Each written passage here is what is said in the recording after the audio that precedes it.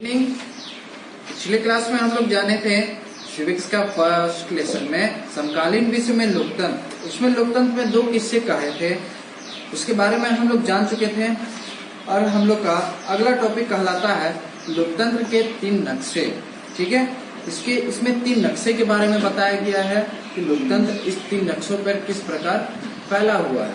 ठीक, और आशा करते हैं कि पिछले क्लास में आप लोग को बोल चुके थे, अगर नहीं बोले हैं तो दोबारा बोल देते हैं कि अगर क्लास हो रहा है तो उसके एक दिन पहले या क्लास होने के पहले आप लोग इसको रीड कर लीजिए। अगर आप लोग इसको क्लास होने के पहले ही रीड कर लेते हैं, उसके बाद हम पढ़ाते हैं, तब भी आप लोग बुक रखिए, वीडियो देखिए, बुक देखिए और एक साथ पढ़िए, समझे। उसके साथ क्या होता है कि फिर आप लोग क्या कीजिए कि वीडियो देखने के बाद, पढ़ने के बाद आप लोग फिर दोबारा बाद में उसको फिर पढ़िए। इससे आप लोग 3 बार पढ़ेंगे, इससे आप लोगों को थोड़ा ज्यादा समझ में आएगा, ज्यादा नॉलेज बढ़ेगा। ठीक है, तो इस चीज को आजमाइए, ज्यादा अच्छा मेहनत होता है लेकिन बहुत अच्छी चीज है। ठीक, हम लोग का नेक्स्ट टॉपिक है 1.2 लोकतंत्र के 3 किस्से। आइए देखते हैं। ऊपर हमने जो कथाएं पढ़ी है, ऊपर हमने जो 2 कथाएं पढ़ी थी, 20वीं सदी के दुनिया के इतिहास में वैसी कथाएं भरी पड़ी है। 20वीं सदी में ऐसी कथाएं बहुत सारी है। ठीक है, लेकिन लोकतंत्र को मिलने वाली चुनौतियों की, सैनिक तख्ता पलटों की, लोकतंत्र बहाल करने के लिए लोगों के संघर्ष की, जैसे क्या क्या ये कथाएं हैं लोकतंत्र आने की, हमारे देश में लोकतंत्र आने की कथाएं, लोकतंत्र को मिलने वाली चुनौतियों की कथाएं। 20वीं सदी के दुनिया के बहुत सारे देशों में, जैसा मैंने ऊपर में कहा, उनकी कुछ कथाएं हैं जो लिखा गया है। सैनिक तख्ता पलट हुआ था, उसकी कथाओं में भी है। लोकतंत्र बहाल करने के लिए लोगों के संघर्ष की कथाएं, और लोकतंत्र की तरफ जाने और उनके रास्ते में आने वाली परेशानियों में क्या कोई स्पष्ट संकेत या प्रवृत्ति भी दिखाई देता है। पूछ रहा है यहाँ पे कि लोकतंत्र की तरफ जाने वाली उसके रास्ते और अब आने वाली परेशानियां, जो जाने वाली जो रास्ते कहलाती है और उनके द्वारा जो परेशानियां आती है, आने वाली परेशानियों में क्या कोई स्पष्ट संकेत आपको दिखाई पड़ता है। तो आइए, हमने लोकतंत्र की जिन मूल विशेषताओं का जिक्र पहले किया था, उनके आधार पर दुनिया के विभिन्न देशों में लोकतंत्र व्यवस्था की पहचान करते हैं। बोल रहा है कि हमने जो लोकतंत्र के जिन मूल विशेषताओं के तौर पर जो हमने दूसरे देश में देखा था, और विभिन्न देशों में हम इसके बारे में जानते हैं, पहचान करते हैं। यहाँ देखिए, यहाँ दिए गए नक्शे यही काम करते हैं। यहाँ दिए गए नक्शे यही काम करते हैं।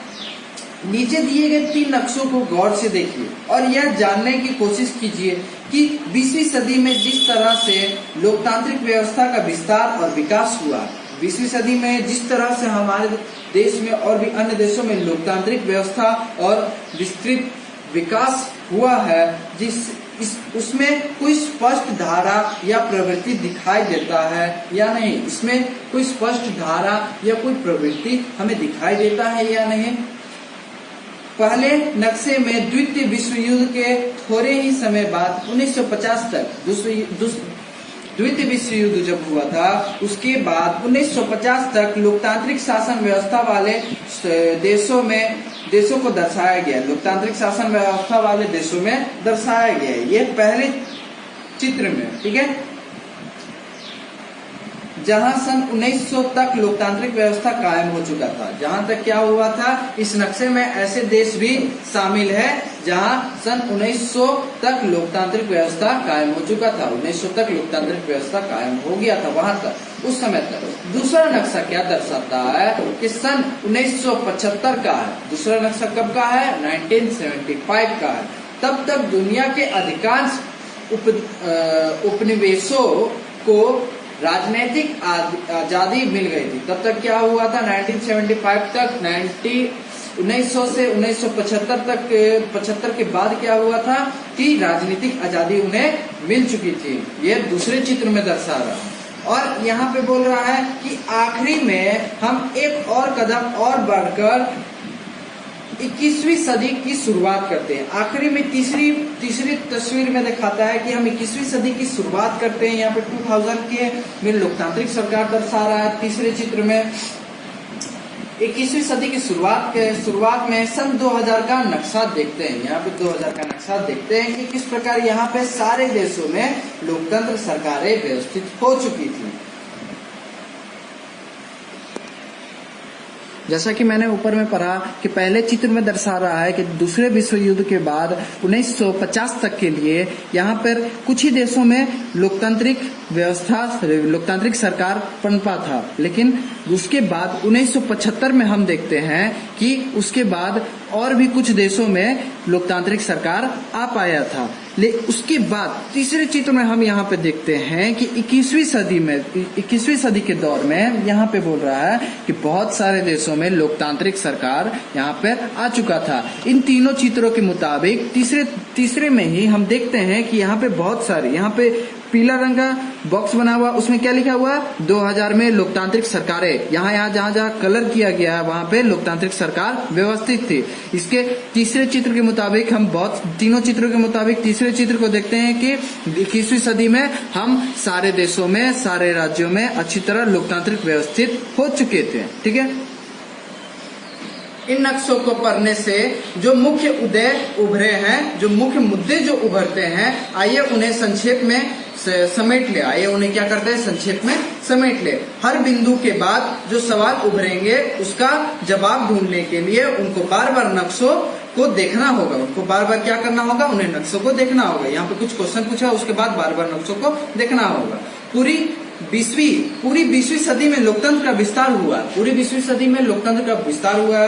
ठीक, क्या यह कहना सही होगा कि इन नक्शों में हर बिंदु पर यह दिखता है कि काल के पीछे पड़ाव का तुलना में लोकतंत्र व्यवस्था मानने वाले देशों की संख्या बहुत बढ़ती गई है। बोल रहा है कि यहाँ पे क्वेश्चन पूछ रहा है कि क्या यह कहना सही होगा कि नक्शों के हर बिंदु पर यह दिखता है कि काल के पिछले पड़ाव के तुलना में लोकतंत्र व्यवस्था मानने वाले देशों की संख्या बढ़ती गई है। बोल रहा है कि पहले के मुताबिक यहाँ पे जो तीसरी चित्र है उसमें पहले के मुताबिक लोकतंत्र बढ़ता गया है। हाँ, तो मैंने जैसे पहले कहा कि तीनों चित्रों के मुताबिक तीसरे चित्र में लोकतंत्र बढ़ा है। ठीक, पहला हो गया। दूसरा है कि लोकतंत्र का विस्तार दुनिया के सभी हिस्सों में एक समान नहीं हुआ। लोकतंत्र का विस्तार जो है दुनिया के सभी हिस्सों में एक समान विस्तार नहीं हुआ। कुछ हिस्सों में स्थापित हुआ और फिर इसका विस्तार अन्य क्षेत्रों में हुआ और इसका विस्तार और दूसरे क्षेत्र में हुआ। यह पहले कुछ हिस्सों में स्थापित हुआ और फिर इसका विस्तार अन्य क्षेत्रों में भी हुआ। 1900 और 1950 में किस महादेश में के सबसे ज्यादा देश में लोकतांत्रिक व्यवस्थित थी और किस महादेश में तब लोकतंत्र के बारे में बहुत से लोग जानते भी नहीं थे। यहाँ पे बोल रहा है कि पहला जो चित्र है 1900 और 1950 के बीच में, यहाँ पे सबसे ज्यादा लोकतांत्रिक व्यवस्था कौन से देश में थी। तो यहाँ पे हम लोग यहाँ पे ऊपर में एक राज्य, ये देश है, उसके बारे में हम देखते हैं कि उसमें सबसे ज्यादा लोकतांत्रिक व्यवस्था थी और कहाँ पर नहीं, किन लोगों को पता ही नहीं था कि जहाँ पर कलर नहीं किया गया, जो ब्लैंक है, व्हाइट है, उसमें लोकतांत्रिक व्यवस्थित नहीं थी, तो वहाँ के लोगों को कुछ नहीं पता होगा। ठीक है। और तीसरा बोल रहा है कि आज दुनिया के अधिकांश देशों में लोकतंत्र है, पर कभी काफी बड़े हिस्से ऐसे हैं जहां लोकतंत्र ही नहीं है। बोल रहा है कि आज की दुनिया में अधिकांश देश में लोकतंत्र है, पर अभी भी काफी बड़े हिस्से ऐसे हैं जहां लोकतंत्र है ही नहीं। सन 2000 तक लोकतांत्रिक व्यवस्था न पनपने वाले ज्यादातर देश दुनिया के किन किन हिस्से में व्यवस्थित हैं। बोल रहा है कि यहाँ पे सन 2000 के समय में कि कौन से देशों में लोकतंत्र व्यवस्थित नहीं थे, तो उसका आंसर होगा कि जहाँ पर ब्लैंक है, व्हाइट है, जहाँ पर लोकतंत्र व्यवस्थित नहीं किया गया, तो वहां पर अभी तक लोकतंत्र नहीं आ पाया। तो इन तीनों का आंसर आप लोग को मिल चुका है, आप इसे नोट डाउन कर लीजिएगा। ठीक है, आगे हम लोग पढ़ते हैं लोकतंत्र में विस्तार के विभिन्न चरण। अब हम लोग नेक्स्ट टॉपिक देखते हैं। आइए शुरुआत करते हैं। इन नक्शे में हमें 20वीं सदी के पहले के घटनाओं की कुछ भी पता नहीं चलता है। 20वीं सदी के पहले की घटनाओं का हमें इसमें कुछ भी नहीं पता चलता है। आधुनिक लोकतंत्र की कहानी कम से कम 2 सदी पहले शुरू हुआ। आधुनिक लोकतंत्र का कहानी जो है कम से कम 2 सदी पहले शुरू हुआ था।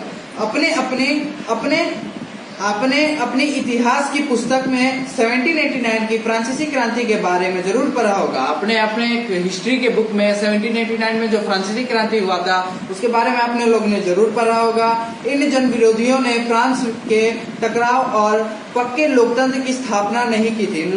वहां पे क्या होता, फ्रांसीसी क्रांति कैसे हुआ था कि वहां के फ्रांस में जो टकराव हुआ था और लोगों ने लोकतंत्र की स्थापना वहां पे नहीं की थी, इसलिए क्रांति हुआ था। पूरी 19वीं सदी भर फ्रांस के बार लोकतंत्र के उखाड़ फेंका गया और बार इसे बहाल किया गया था। और बोल रहा है कि पूरी 19वीं सदी में क्या हुआ था कि फ्रांस में लोकतंत्र व्यवस्थित हो रहा था और उसे हटा दिया जा